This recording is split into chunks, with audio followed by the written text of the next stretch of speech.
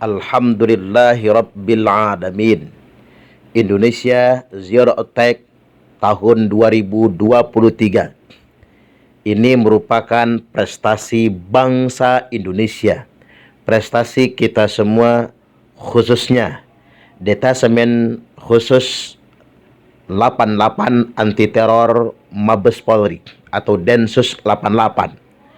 Kita semua bersyukur setelah di 2 dekade terakhir atau 20 tahun terakhir, hari ini di tahun 2023 yang baru saja berlalu, kita mencapai prestasi Zero Attack, yakni sama sekali tidak ada aksi teror atau serangan teror di Indonesia.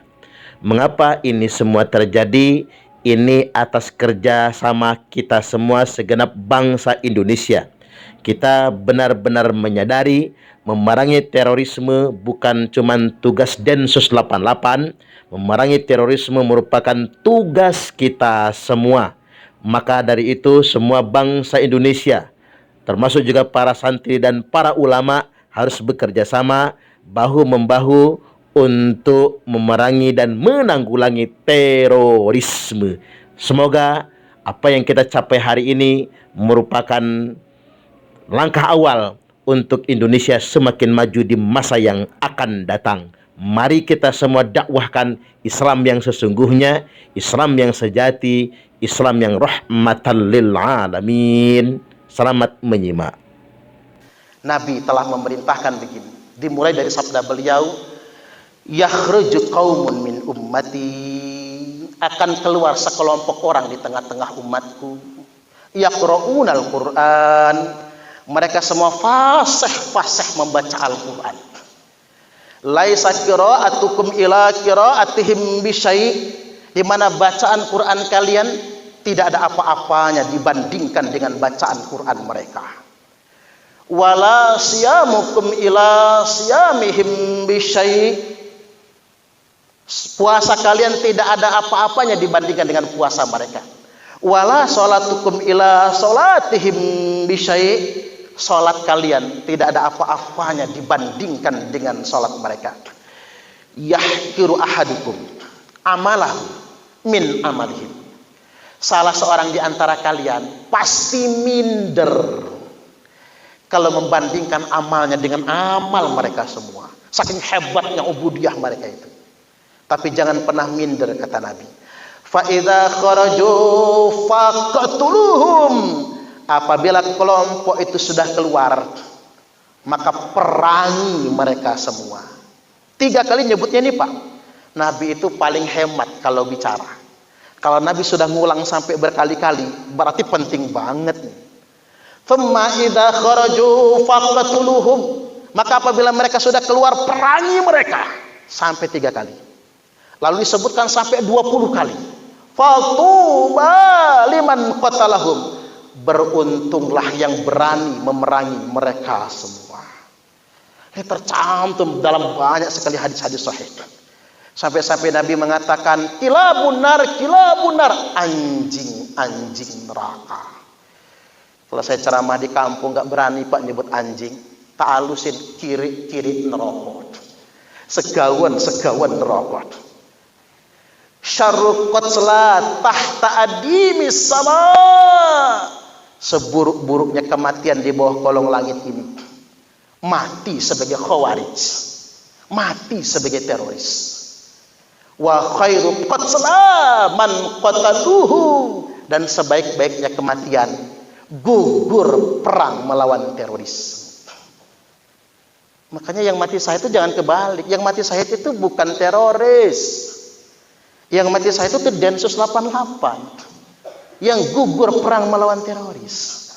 Sekarang begini Pak Yai, para asatidz, tugas kita memerangi terorisme itu. Mungkin memerangi kalau pakai senjata itu tugas penegak hukum ya. Itu pun saya tadi terkesan sekali dengan penyampaian Pak Sumarna.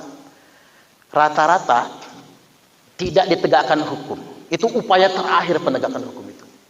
Bahkan sekarang ex-napiter tuh dikasih modal semua agar dia bisa berdaya hidupnya, agar kembali kepada jalan yang benar. Nah, kembali lagi, menanggulangi terorisme ini bukan kewajiban pemerintah saja, tapi justru kewajiban kita umat Islam. Mengapa? Ada orang mencuri, saya ambil tamsilnya begitu, mencuri, mengatasnamakan keluarga kita. Saya mencuri, saya dari keluarga anu, marah kita. Karena mencoreng nama baik keluarga kita. Nah, ada orang berbuat kriminal, mengatasnamakan Islam, marah kita umat Islam. Karena sama saja dia sudah memfitnah ajaran Islam itu sendiri. Jadi teroris itu, Khawarij, mereka hatam Quran 30, hafal Quran 30 juz. Tapi mengapa diperintahkan untuk diperangi? Karena satu, mereka mengkafirkan yang tidak sepaham dengan mereka dan menghalalkan darah orang lain. Dan yang kedua, ini yang terpenting, memberontak kepada pemerintah yang sah. Itulah dua alasan mengapa mereka menjadi halal darahnya. Baik, yang berikutnya terakhir sekarang. Di bagian akhir ingin saya sampaikan bahwasanya mengapa jadi penting kita semua menjaga negara ini. Menjaga negara ini merupakan wasiat Nabi. Rasulullah sallallahu alaihi wasallam telah bersabda, "Idza ra'aitum ikhtilafan," tak ulang lagi dari awal, "Inna ummati la tajtami'u ala dhalalah." Sesungguhnya umatku tidak akan bersepakat dalam kesesatan. Idza ra'aitum ikhtilafan, maka apabila kalian sudah melihat banyak sekali ikhtilaf, firqah-firqah, kelompok-kelompok dan lain sebagainya, fa'alaikum bisawadil a'dham, maka wajib bagi kalian semua ikut kelompok yang paling banyak. Yang radikal ekstrim itu kan minoritas sih Pak, Bapak Ibu. Kita ikut yang mayoritas, Ahlus Sunnah wal Jamaah. Kemudian yang berikutnya tentang hadis firqah-firqah.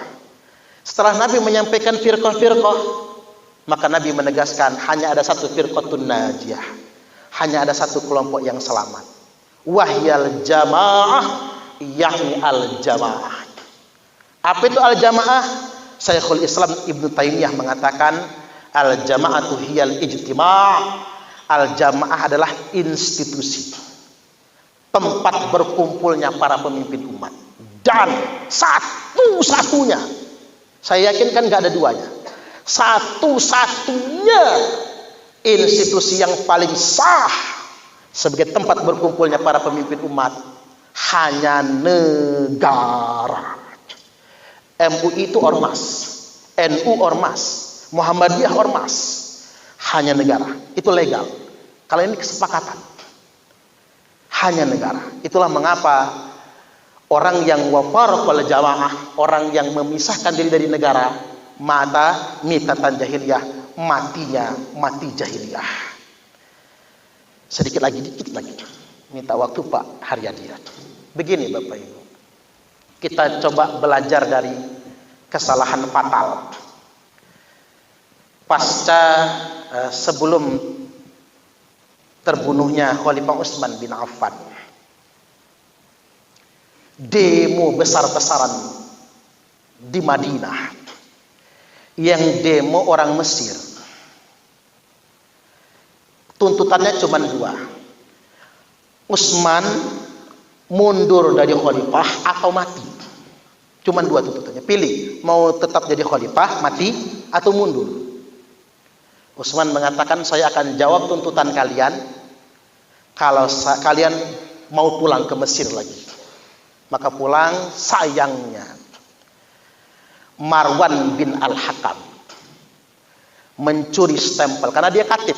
Ini hati-hati, makanya kalau jadi ketua pondok pesantren, pimpinan, katibnya suka memalsukan stempel. Hati-hati ya, nanti dia ngajuin proposal nggak izin sama pimpinan pondok lagi. Hati-hati itu, memasukkan stempel, memerintahkan kepada gubernur Mesir, nanti kalau pendemo ini pulang kampung, tangkap mereka semua dan beri hukuman. Ia bocor suratnya ke masa, balik lagi ke Madinah, dikepung rumah Khalifah Utsman, padahal itu kerjaan Marwan bin Al-Hakam. Beliau sedang sholat tahajud, habis tahajud baca Quran, ditusuk dadanya, tembus ke belakang, darah muncat membaca Al-Quran yang dibaca. Yang membunuh Khalifah Utsman bukan kafir Quraisy. Yang membunuh Khalifah Utsman sahabat Nabi sendiri. Sampai detik ini ulama sungkan menyebutkan namanya. Itu gara-gara perang saudara. Bisa apa sih Khalifah Utsman umur 79 tahun? Habis dibaiat Imam Ali, muncul fitnah merajalela. Imam Ali lah dalang pembunuh Khalifah Utsman. Singkat cerita, demo di Basrah. Yang memimpin demo Aisyah Ummul Mukminin radhiyallahu anha. Gubernur Basrah diminta untuk mendamaikan masa demonstrasi. Dipanah oleh Jalabah. Jalabah itu siapa? Salah satu aktor Khawarij, kelompok radikal, provokator. Si Jalabah memanah pas di jantung Gubernur Basrah. Imam Ali nggak terima, kirim pasukan, terjadilah perang Jamal. Perang saudara pertama dalam sejarah Islam.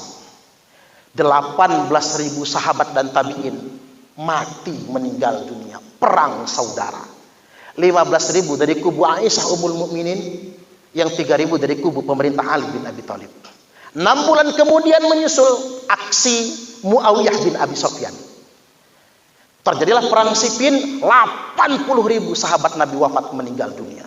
50.000 dari kubu Muawiyah, 30.000 dari kubu pemerintah Ali bin Abi Thalib. Sampai kemudian ada tahkim, muncullah kelompok Khawarij terorganisir. Tadinya oknum-oknum Khawarij ini lalu terorganisir. Mereka mengkafirkan Muawiyah karena melawan pemerintah yang sah. Mereka mengkafirkan Ali karena menerima tahkim. Akhirnya pada bulan suci Ramadan, Imam Ali sedang mengimami sholat subuh, ditikam lehernya oleh orang Khawarij. Abdurrahman bin Muljam hafal Quran 30 juz. Yang sampai dieksekusi mati dia nggak tobat. Kata Al-Gojo, eksekutor, tobat kamu. Enggak, saya nggak pernah bikin maksiat. Dipotong tangannya, potong kakinya, nggak tobat. Dicongkel matanya, nggak tobat. Dipotong kupingnya, nggak tobat. Begitu dipotong lidahnya, dia nangis. Jangan potong lidahku. Kalau kalian potong lidahku, aku tidak bisa lagi membaca ayat suci Al-Quran. Subhanallah. Artinya Pak, secara spiritual soleh sangat orang Khawarij itu. Tapi dosa mereka mengkafirkan orang lain yang nggak sepaham dan memberontak kepada pemerintah yang sah. Maka wajar Nabi mengatakan anjing neraka. Sedikit lagi, kita bocak lagi sejarah perang Ka'bah di masa Bani Umayyah. Perang Ka'bah itu antara Abdul Malik bin Marwan, perang melawan gubernur Mekah. Jadi raja Bani Umayyah perang sama gubernur Mekah Madinah, Abdullah bin Zubair, sahabat Nabi, bukan tabi'in, sahabat Nabi. Kalau bapak-bapak baca sejarah Pak Yai, terbakar Masjidil Haram, rontok separuh Ka'bah itu. Seandainya itu terjadi tahun 2022 ini, apa kata dunia Pak? Masjidil Haram terbakar, Ka'bah rontok separuh. Ya kalau zaman Raja Abraha yang mau merontokkan Ka'bah pakai pasukan gajah, diantem sampai pakai burung ababil. Nah itu kan orang mukmin semua, gara-gara perang saudara.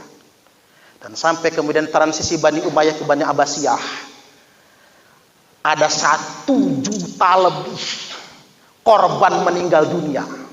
Perang transisi dari Bani Umayyah ke Bani Abbasiyah, sama-sama muslimnya itu. Apa sebab? Itulah bahayanya politik.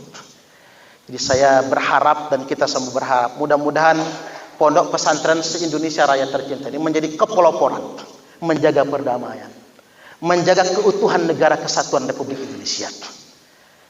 Jangan sampai kemudian atas nama agama kita malah diprovokasi. Saya closing dengan At-Tauratul Arabiyah. Tahun 2010 ada gagasan bersama di 21 negara Arab namanya At-Tauratul Arabiyah, kebangkitan Islam di Arab. Indonesia ini gagasannya kebangkitan Islam 2024. Kalau Indonesia Pak, kebangkitan Islam di Arab. Ternyata apa yang mereka katakan kebangkitan bukan kebangkitan. Tunisia, Presiden Ben Ali jatuh. Hosni Mubarak Mesir jatuh. Yaman, Presiden Ali Abdullah Saleh jatuh. Libya, Muammar Gaddafi jatuh. Sebelumnya Saddam Hussein Irak jatuh. Yaman sampai sekarang perang saudara. Suriah sampai sekarang perang saudara. Apa yang mereka katakan kebangkitan Islam bukan kebangkitan Islam, tapi kekacauan yang mengatasnamakan Islam. Jadi wajar kalau Raja Arab mengatakan semua yang meletupkan kebangkitan eksekusi mati. Karena kalau tidak dieksekusi, maka mereka akan menjadi perusak selama-lamanya. Dan alhamdulillah Indonesia enggak nyontoh Arab. Pemerintah rela menghabiskan dana bertriliun-triliun untuk mengajak masyarakat Indonesia bersama menjaga NKRI. Kalau mau mudah Pak, mending kasih polisi modal. Pak polisi, tangkepin semua yang ngeritik pemerintah. Pak polisi, tangkepin hukum mati semua orang-orang yang mengajak umat Islam ini melawan pemerintahnya. Tapi tidak. Lebih baik pemerintah mengeluarkan dana yang sangat besar untuk duduk bersama dalam rangka mewujudkan Islam yang rahmatan lil alamin. Demikian dari saya. Wallahul muwaffiq ila aqwamit thariq. Assalamualaikum warahmatullahi wabarakatuh.